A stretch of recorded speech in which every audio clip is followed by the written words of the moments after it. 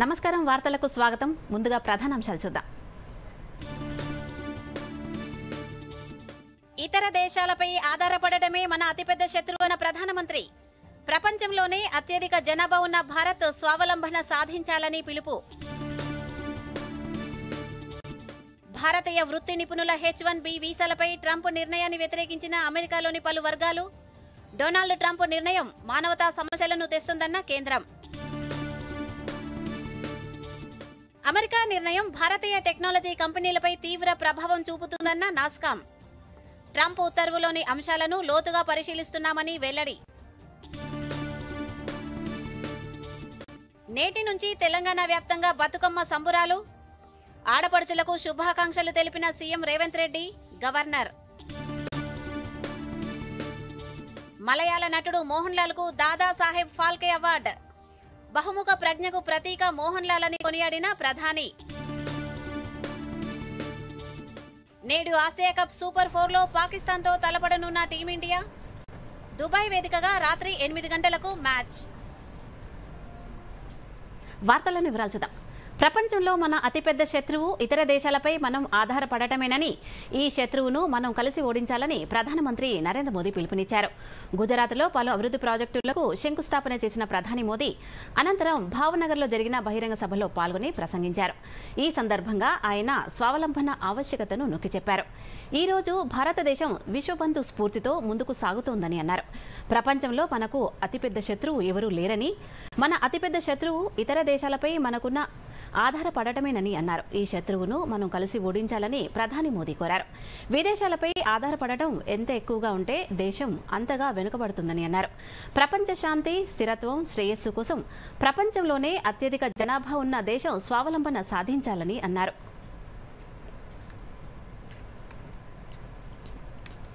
अगर हमारा कोई दुश्मन है तो वो है दूसरे देशों पर हमारी निर्भरता. यही हमारा सबसे बड़ा दुश्मन है और हमें मिलकर भारत के इस दुश्मन को निर्भरता वाले दुश्मन को हराना ही होगा. हमें ये बात हमेशा दोहरानी है. जितनी ज्यादा विदेशी निर्भरता उतनी ज्यादा देश की विफलता. विश्व में शांति, स्थिरता और समृद्धि के लिए दुनिया की सबसे बड़ी आबादी वाले देश को आत्मनिर्भर बनना ही होगा. నిన్న మొన్నటి వరకు ఏ దేశంలోనూ లేనంతగా భారత్పై సుంకాలతో దాడి చేసిన అమెరికా అధ్యక్షుడు డొనాల్డ్ ట్రంప్ ఇప్పుడు భారతీయ వృత్తి నిపుణులకు అత్యంత కీలకమైన H1B వీసాలపై విరుచుకుపడ్డారు. ఇక నుంచి ఈ వీసాలకు దరఖాస్తు చేసేవారు $1,00,000 అంటే భారత కరెన్సీలో 88 లక్షల రూపాయల ఫీజు చెల్లించాలని కార్యనిర్వాహక ఉత్తర్వులు జారీ చేశారు. దీంతో లక్షల మంది భారతీయ వృత్తి నిపుణుల్లో కలకలం మొదలైంది. H1B వీసా అనేది వలసేతర విభాగంలో వృత్తి నిపుణులకు ఇచ్చే వీసా. 1990లో ఈ వీసాను అమెరికా ప్రవేశపెట్టింది. దీని ప్రకారం సైన్స్, టెక్నాలజీ, ఇంజనీరింగ్, గణితంలో డిగ్రీ అంతకంటే ఎక్కువ చదువుకున్న విదేశీయులను అమెరికన్లు ఆయా రంగాల్లో నియమించుకోవచ్చు. ఐటీ రంగం వచ్చాక భారతీయ సాంకేతిక వృత్తి నిపుణులు ఎక్కువగా ఈ వీసాపై అమెరికా వెళ్లడం ప్రారంభించారు. ఈ వీసాను తొలుత 3 ఏళ్లకిస్తారు. అవసరాన్ని బట్టి 6 ఏళ్ల వరకు పొడిగించుకోవచ్చు. 2004 నుంచి ఏటా 85,000 వీసాలనిస్తున్నారు. గత 2 దశాబ్దాలుగా మన దేశం, ముఖ్యంగా తెలంగాణ రాష్ట్రాల నుంచి చదువుకోవడానికి, ఉద్యోగాల కోసం లక్షల మంది ఐటీ నిపుణులు అమెరికాకు వెళ్లారు. దీంతో H1B వీసాలకు విపరీతంగా డిమాండ్ పెరిగింది. అయితే ఈ వీసాలపై పరిమితి ఉండడంతో మన దేశానికి చెందిన వృత్తి నిపుణులు అమెరికా వెళ్తున్నారు. H1B వీసాలను పెంచాలని ఓవైపు డిమాండ్ చేస్తుండగా దానికి విరుద్ధంగా ట్రంప్ నిర్ణయం తీసుకున్నారు.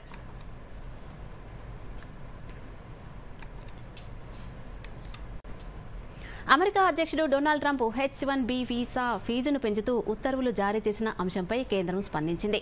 ఈ ఫీజు పెంపు అనేక కుటుంబాలకు ఇబ్బందులు కలిగించి మానవతా సమస్యలను తెస్తుందని భారత్ పేర్కొంది. అమెరికా అధికారులు ఈ విషయాన్ని పరిష్కరిస్తారని ఆశిస్తున్నట్లు ఈ మేరకు ఒక ప్రకటనలో విదేశాంగ మంత్రిత్వ శాఖ తెలిపింది.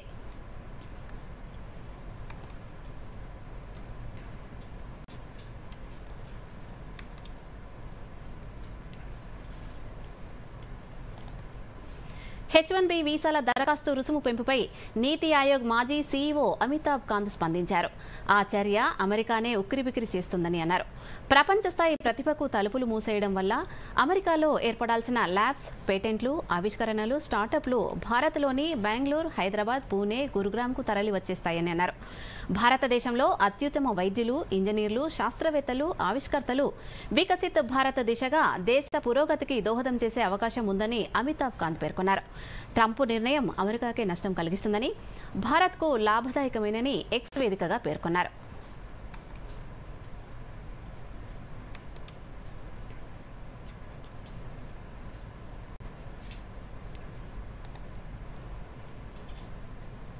H-1B వీసాల దరఖాస్తు ఫీజును అమెరికా భారీగా పెంచడంపై కాంగ్రెస్ స్పందించింది. H-1B వీసాలు పొందుతున్న వారిలో 70% మంది భారతీయులు ఉండడంతో ఆ ప్రభావంపై దేశంపై ఉంటుందని రాజ్యసభలో విపక్ష నేత మల్లికార్జున ఖర్గే పేర్కొన్నారు. అబ్కీ బార్ ట్రంప్ సర్కార్ తీసుకున్న నిర్ణయం భారతీయులను ఆందోళనకు గురి చేస్తోందని అన్నారు. ఇక ఇప్పటికే 50% సుంకాల కారణంగా 10 రంగాల్లో భారత్ 2,17,000 కోట్ల సంపద కోల్పోయే ప్రమాదం ఉందన్న ఖర్గే, భారత విదేశాంగ విధానం ఈవెంట్లను ఏర్పాటు చేసేదిగా కాకుండా దేశ ప్రయోజనాలను రక్షించేలా ఉండాలని ఆయన ఈ సందర్భంగా అన్నారు. దేశానికి ప్రాధాన్యమిచ్చే విదేశాంగ విధానాన్ని అమలు చేయాలని ఖర్గే కేంద్ర ప్రభుత్వానికి డిమాండ్ చేశారు.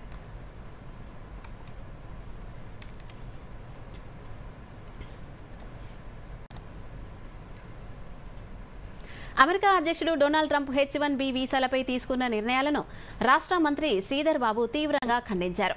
H-1B వీసా ఫీజులను $5,000 నుంచి $1,00,000కు పెంచడం భారతీయ సాఫ్ట్వేర్ కంపెనీలు, చిన్న మధ్యస్థాయి టెక్ ఫార్మ్లకు ఆర్థిక ఇబ్బందులను కలిగిస్తుందని ఆయన అభిప్రాయపడ్డారు. ఈ నిర్ణయం సుమారు 85,000 H-1B వీసాలను ప్రభావితం చేస్తుందని తెలిపారు. ఇన్ఫోసిస్లో 1.5 లక్షల మంది, TCSలో 1.2 లక్షల మంది ఉద్యోగులు H-1B వీసాలతో పనిచేస్తున్నారని వివరించారు. ఈ నిర్ణయం విద్యార్థులు, ఉద్యోగార్థులు, నిపుణుల అవకాశాలను తగ్గిస్తుందని, అమెరికాలో భారతీయ కంపెనీల ఆర్థిక స్థితిని దెబ్బతీస్తుందని హెచ్చరించారు.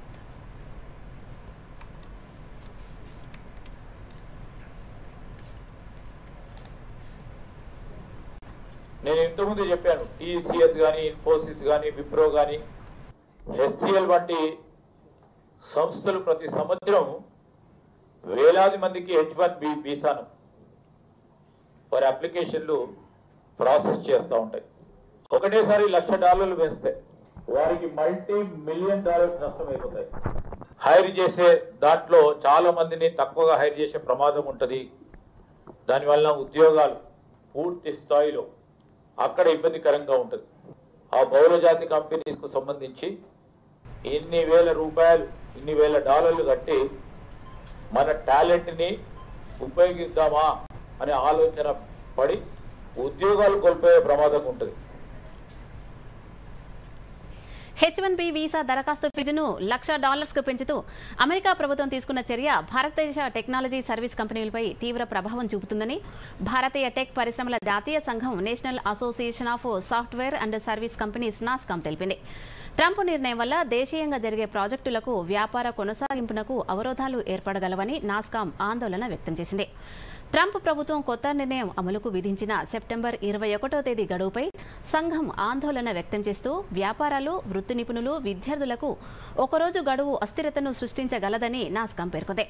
ట్రంప్ ప్రభుత్వ ఉత్తర్వులోని అంశాలను తాము లోతుగా పరిశీలిస్తున్నామని తెలిపింది.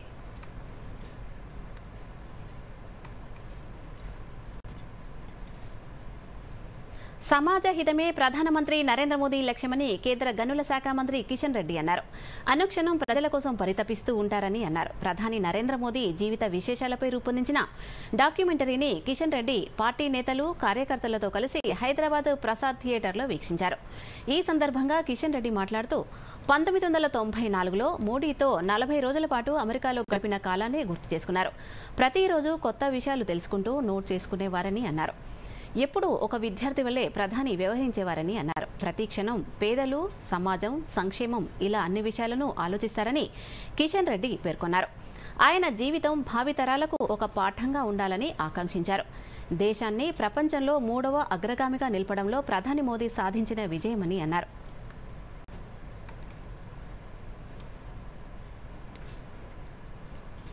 వారు మన మధ్యన లేరు, ఈ ప్రపంచంలో లేరు, కానీ వారి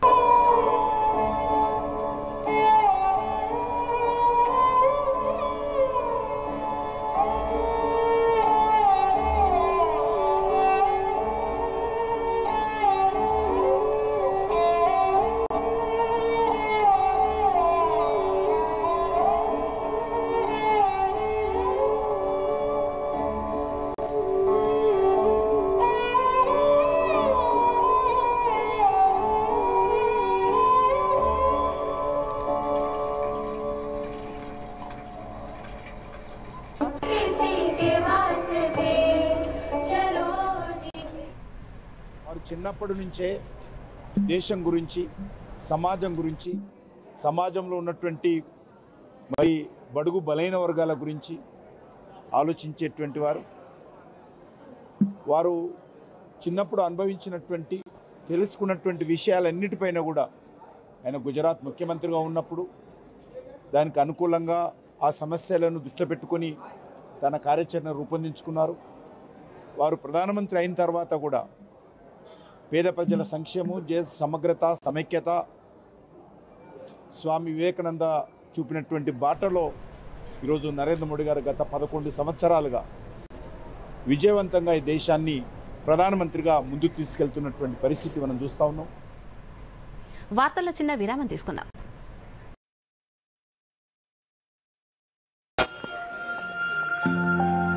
ఇది చూపించండి.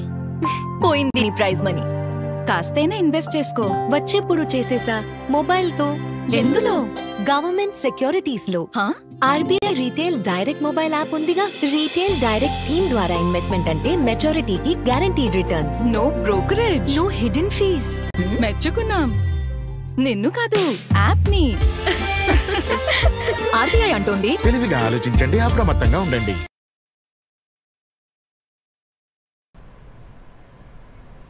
వార్తలకు పునఃస్వాగతం. తీరొక్క పూల పండుగ పిలిచే బతుకమ్మ తెలంగాణ సంస్కృతి సౌందర్యాన్ని, సౌరభాన్ని ప్రపంచానికి చాటే వేడుక. పూలను దైవంగా ఆరాధించే ఈ పండుగ అమావాస్య రోజు ఎంగిలిపూల బతుకమ్మతో ప్రారంభమై 9 రోజుల పాటు ఉత్సాహంగా జరుపుకుంటారు. ఈ తొలి రోజు వేడుక ఎంగిలిపూల బతుకమ్మ. దాని నేపథ్యం గురించి దూరదర్శన్ యాదగిరి ప్రత్యేక కథనంలో వివరంగా తెలుసుకుందాం.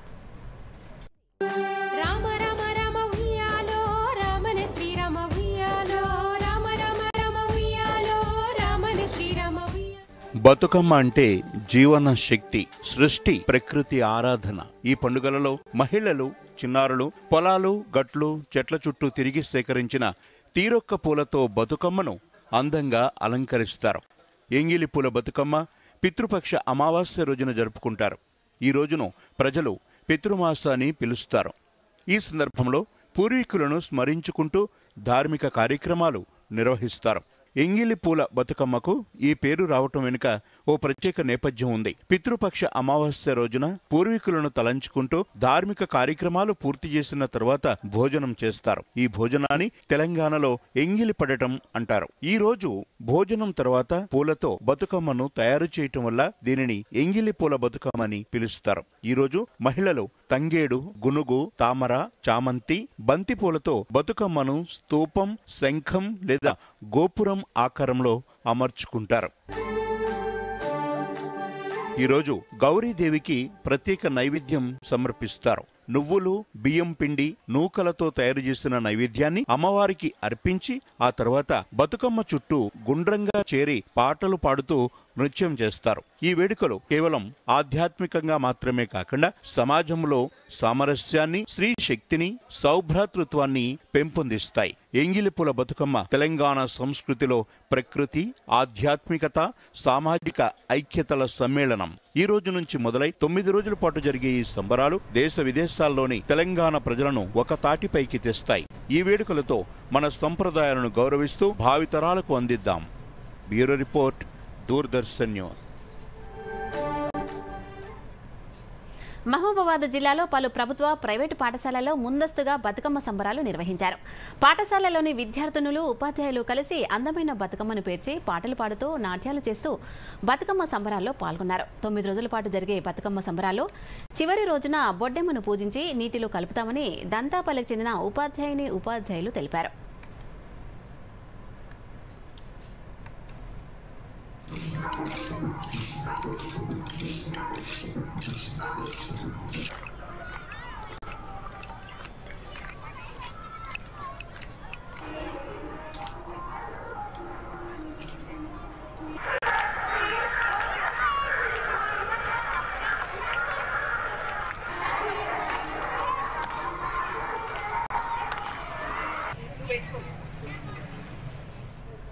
మేము 9 రోజులుగా ఈ బొడ్డమ్మ కార్యక్రమాలను అంగరంగ వైభవంగా ప్రతిరోజు కూడా సాయంకాలం వేళ మా వాడ అయినటువంటి ఈ వెంకటేశ్వర్ల బజార్లో నుంచి అందరం కూడా కలిసిమెలిసిగా అందరము అన్యోన్యతతో మంచిగా జరుపుకున్నాము. దాదాపు ఒక 1200 మంది ఆడపడుచులతోటి బతుకమ్మ సంబరాలు అంగరంగ వైభవంగా జరిగినాయి. సహకరించిన ప్రతి ఒక్క తల్లిదండ్రులకు, అదేవిధంగా బతుకమ్మ సెలబ్రేషన్ చేసుకుని రేపటి నుంచి తీసుకునే ఆడపడుచులందరికీ కూడా పేరు పేరున ప్రత్యేకంగా దసరా బతుకమ్మ సద్దుల శుభాకాంక్షలు. ధన్యవాదాలు. సంగారెడ్డి జిల్లా కేంద్రానికి సమీపంలో ఉన్న మంజీరా బ్యారేజ్ ప్రాంతాన్ని పర్యాటక కేంద్రంగా తీర్చిదిద్దడానికి అవసరమైన ప్రతిపాదనలు సిద్ధం చేయాలని జిల్లా కలెక్టర్ పి ప్రావీణ్య అధికారులను ఆదేశించారు. కులబ్గూర్ సమీపంలో ఉన్న మంజీరా బ్యారేజ్ను మంజీరా డ్యామ్ వైల్డ్ లైఫ్ శాంక్చురీని జిల్లా కలెక్టర్ సందర్శించారు. ఈ సందర్భంగా జిల్లా అటవీ అధికారి సి శ్రీధర్ బాబు, నీటిపారుదల శాఖ విభాగం executive engineer Jai Bhim, HMWS SB deputy general manager Azizuddin, forest range అధికారి Devilal Sangareddy, municipal commissioner Srinivas Reddy wildlife sanctuary పర్యాటక కేంద్రం కోసం తీసుకోవాల్సిన చర్యలను కలెక్టర్కు వివరించారు. ఈ సందర్భంగా కలెక్టర్ మంజీరా బ్యారేజ్ పరిసరాలను, వ్యర్థ జలాల శుద్ధి ప్రాంతాన్ని పరిశీలించారు. భవిష్యత్తులో పర్యాటక పర్యావరణ విద్యార్థులు తమ విషయ కార్యక్రమాలు నిర్వహించడానికి అనువుగా మార్చేందుకు అవసరమైన చర్యలు చేపట్టాలని కలెక్టర్ అధికారులను ఆదేశించారు.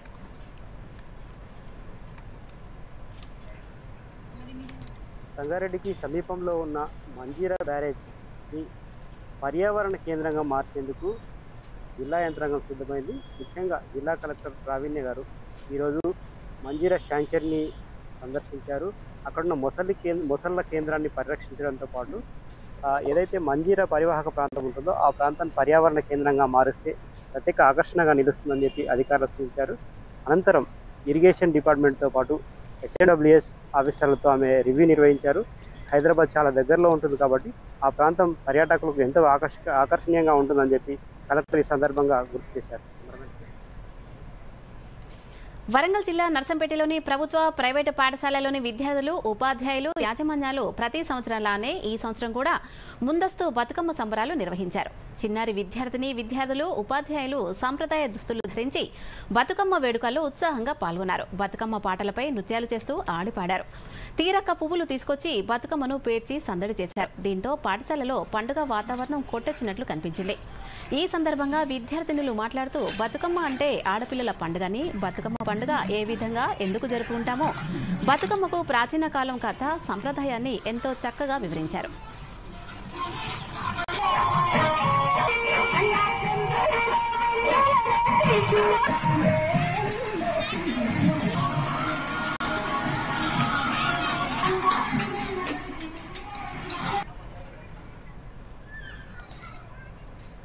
ఘనంగా బతుకమ్మ వేడుకలు అనేది జరుగుతున్నది. ఈ బతుకమ్మ వేడుకలు అనేవి తెలంగాణ ప్రాంతం మొత్తము వేడుకలు చాలా ఘనంగా, సంతోషంగా, ఆనందదాయకంగా జరుపుకుంటూ ఉంటాయి. ఈ బతుకమ్మ సెలబ్రేషన్స్ అనేవి మా పాఠశాలలో జరుపుతున్నందుకు చాలా ఆనందంగా ఉంది. బతుకమ్మ అనేది ప్రతి ఆడపిల్ల పండుగ. మా పాఠశాలలో ఇక్కడ అందరు స్నేహితులతో కలిసి ఉండడానికి మా పాఠశాలలో ఈ బతుకమ్మ పండుగని నిర్వహించారు. సో సాధారణంగా మనందరికి తెలిసిన విధంగా పూలతోటి దేవతలను పూజిస్తారు. కానీ పూలనే దేవతలుగా అనుకొని పూజించే ఏకైక పండుగ ఏదైతే ఉందో అది ఒక మన బతుకమ్మ అని మనం ఎంతో గౌరవంగా ఈ యొక్క పూలను పూజించే పండుగని మనం జరుపుకోవడము చాలా సంతోషము. ఇటువంటి సంతోషకరమైన రకరకాల పూలతోటి చిన్నారులు మరియు వాళ్ళ తల్లిదండ్రులు మేము ఇచ్చిన ఒక చిన్న సలహా మేరకి మన పాఠశాలలో ముందస్తుగా బతుకమ్మ మరియు దసరా సంబరాలు. వార్తల్లో మరో విరామం తీసుకుందాం.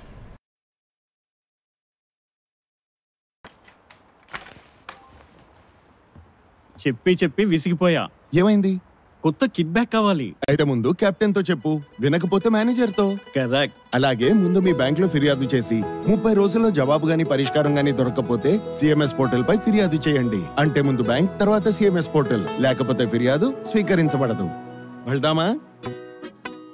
ఇదిగో వచ్చేసింది కొత్త కిట్ బ్యాక్. ఆర్బీఐ అంటోంది, ముందు మీ బ్యాంక్, తర్వాత ఆర్బీఐ అంబుడ్స్మన్.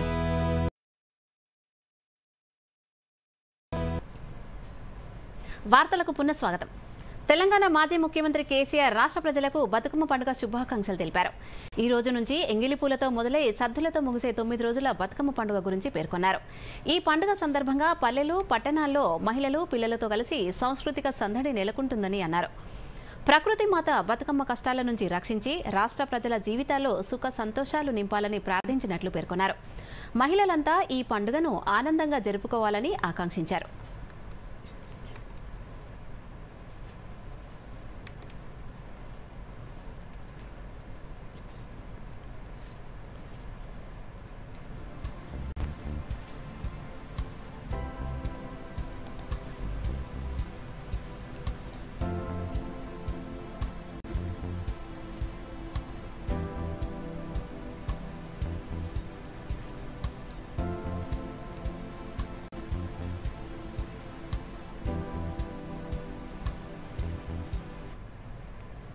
ఈ రోజు నుంచి బతుకమ్మ పండుగ ప్రారంభం కాబోతున్న నేపథ్యంలో ఒకరోజు ముందుగానే పాఠశాలలో బతుకమ్మ సంబరాలు నిర్వహించారు.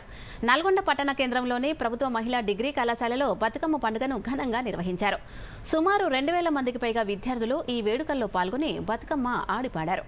ఈ సందర్భంగా కళాశాల అధ్యాపకులు విద్యార్థులకు బతుకమ్మ పండుగ ప్రాధాన్యతను వివరించారు.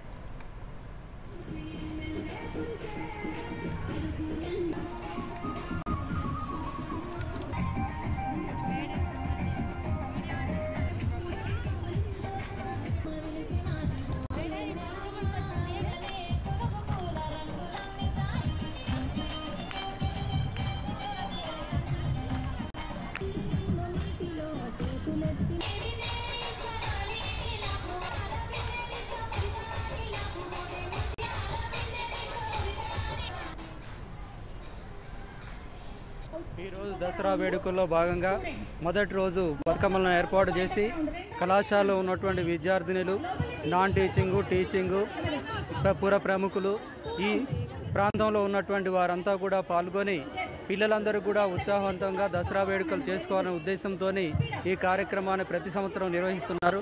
అదే క్రమంలో ఈ సంవత్సరం కూడా భారీ ఎత్తున ఏర్పాటు చేయడం జరిగింది.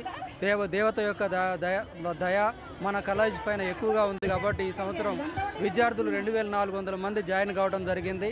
అందుకు కూడా ఉత్సాహవంతంగా విద్యార్థులతో పాటు కూడా పార్టిసిపేట్ చేయడం జరిగింది. అన్ని పండుగలలోకి బతుకమ్మ పండుగకు తేడా ఏంటంటే ప్రతి పండుగలో మనం దైవాన్ని పూలతో ఆరాధిస్తాం, కానీ బతుకమ్మ పండుగలో పూలనే దైవంగా ఆరాధిస్తాం. పూలతో రకరకాల రంగురంగుల పూలను పేర్చి వాటి సంస్కృతిని, వాటి శరదృతువు ఆశ్వయుజ మాసంలో వచ్చే ఈ పూలతోని మనం బతుకమ్మని అలంకరించి బతుకమ్మని పూజిస్తాం. అంటే తెలంగాణ ఆడబిడ్డలు సర్వసౌఖ్యాలతో సుఖ సంతోషాలతో ఉండాలని చెప్పి కోరుకునే పండుగ ఇది. సమాజాన్ని, ఈ బంధాన్ని, ఇంటితో ఉండే బంధాన్ని రెండు కలిపే పండుగ. మలయాళ నటుడు మోహన్ లాల్ ను అత్యంత ప్రతిష్టాత్మక దాదాసాహెబ్ ఫాల్కే అవార్డు వరించింది. సినీ రంగానికి ఆయన చేసిన సేవలను గుర్తించి కేంద్ర ప్రభుత్వం ఈ అవార్డును ప్రకటించింది. 2023 సంవత్సరానికి గాను మోహన్ లాల్ దాదాసాహెబ్ ఫాల్కే అవార్డును అందుకొనున్నారు. కేంద్ర సమాచార ప్రసార శాఖ ఈ విషయాన్ని తెలియజేస్తూ ఎక్స్ వేదికగా పోస్ట్ పెట్టింది. నటుడిగా, దర్శకుడిగా, నిర్మాతగా భారతీయ చలనచిత్ర రంగానికి ఆదర్శవంతమైన సేవలందించారని పేర్కొంది. మోహన్ లాల్ అద్భుత ప్రతిభ, వైవిధ్యం, కృషి, పట్టుదల భారతీయ సినీ చరిత్రలో సువర్ణాక్షరాలతో లిఖించదగ్గ అధ్యాయమని కొనియాడింది. సెప్టెంబర్ 23న జరిగే 71వ నేషనల్ ఫిల్మ్ అవార్డ్స్ ప్రధానోత్సవంలో మోహన్ లాల్ ఈ అవార్డును అందుకోనున్నారు.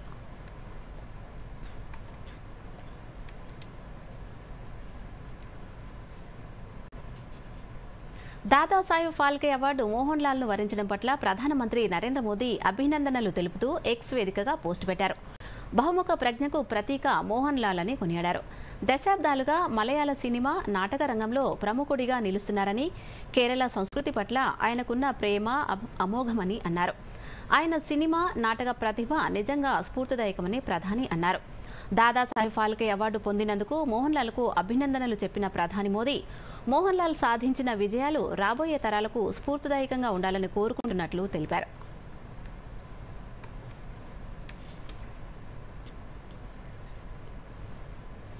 రాష్ట్రంలోని మహిళలను కోటీశ్వరులను చేసే విధంగా తమ ప్రభుత్వం కార్యక్రమాలు చేపడుతోందని ఉప ముఖ్యమంత్రి భట్టి విక్రమార్క తెలిపారు.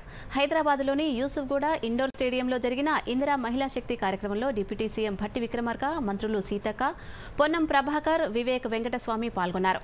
ఈ సందర్భంగా డిప్యూటీ సీఎం మాట్లాడుతూ మహిళలను ఇప్పటికే 150 ఆర్టీసీ బస్సులకు యజమానులను చేశామని, మరో 450 బస్సులకు యజమానులను చేస్తామని తెలిపారు. మంత్రి సీతక్క మాట్లాడుతూ మహిళలు ఆర్థికంగా బలపడేలా ప్రభుత్వం ప్రత్యేక పథకాలు తీసుకొచ్చిందని అన్నారు.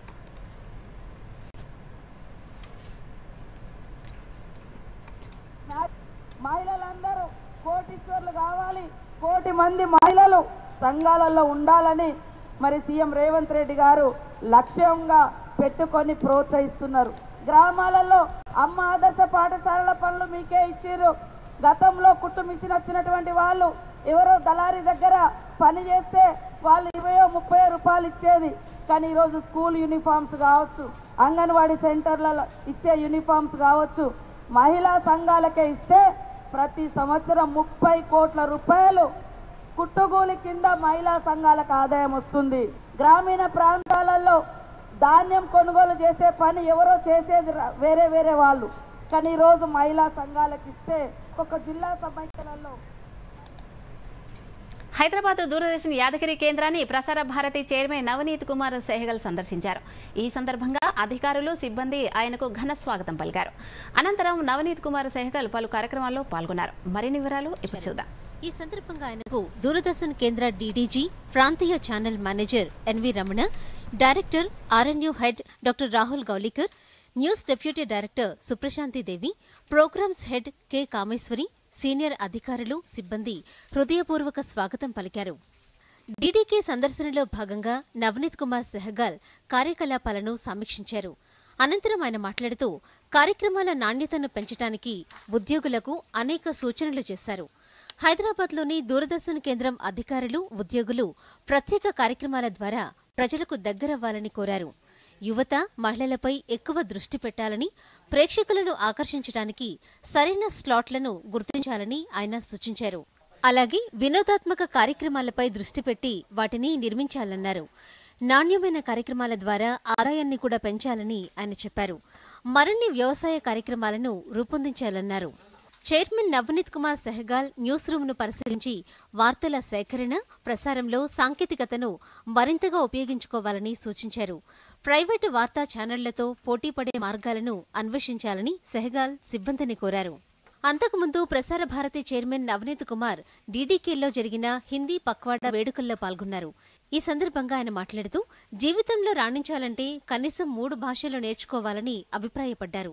ప్రపంచంలో అత్యధికంగా మాట్లాడే భాషల్లో హిందీ ఒకటని పేర్కొంటూ మాతృభాషతో పాటు దానిపై పట్టు సాధించాలని ఆయన డీడీ ఉద్యోగులను కోరారు.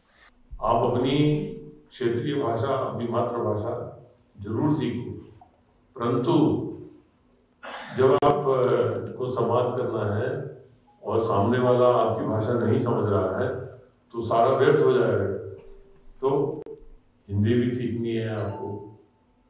और मैं तो ये कहता हूँ कि हमको कम से कम 3 भाषाएं तो जरूर आनी चाहिए.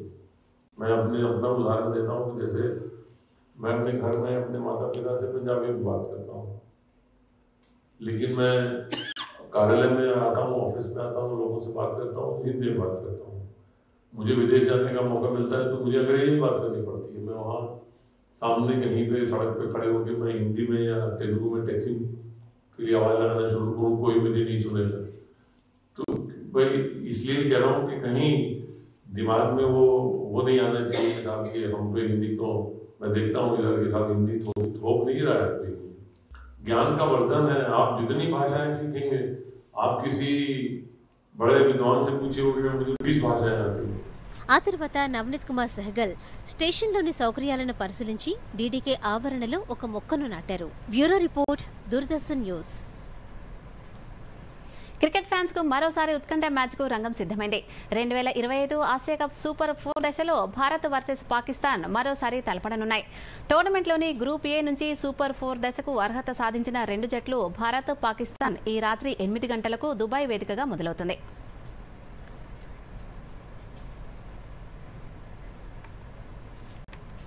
తెలంగాణలోని పలు జిల్లాల్లో మోస్తరు నుంచి భారీ వర్షాలు కురిసే అవకాశం ఉందని భారత వాతావరణ శాఖ తెలిపింది.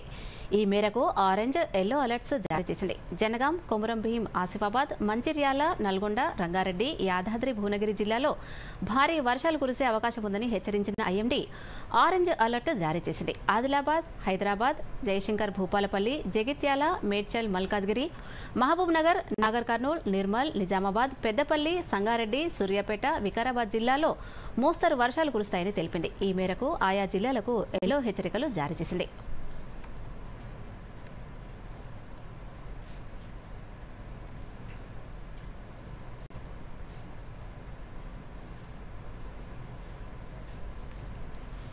వార్తలు సమాప్తం. నమస్కారం. దూరదర్శన్ యాదగిరి వార్తలను ఇప్పుడు సోషల్ మీడియాలో కూడా చూడొచ్చు. యూట్యూబ్ అయితే డిడి న్యూస్ తెలంగాణ, ఎక్స్ వేదికగా అయితే DD news Telangana @DD Yadagiri news, Facebook అయితే డిడి న్యూస్ తెలంగాణలో చూసి సబ్స్క్రైబ్ చేసి లైక్ చేయండి, షేర్ చేయండి.